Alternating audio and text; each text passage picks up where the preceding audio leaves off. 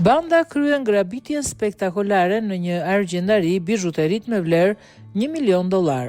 Një video tronditse publikuar në rrjetet sociale ka zbuluar momentin kur një grup grabitësish me maska sulmuan një argjendari në Kaliforni, duke thyer vitrinat dhe duke vjedhur bizhuteri me vlerën e rreth $1 milion.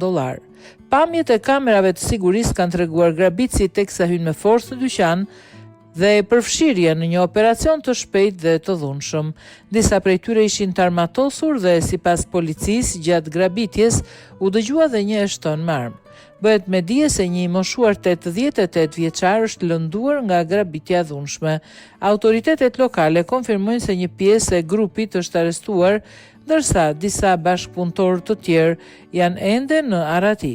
Hetimet vijojnë ndërkohë që video e grabitjes është bërë virale duke shkaktuar reagime të forta për sigurinë e bizneseve në zonë.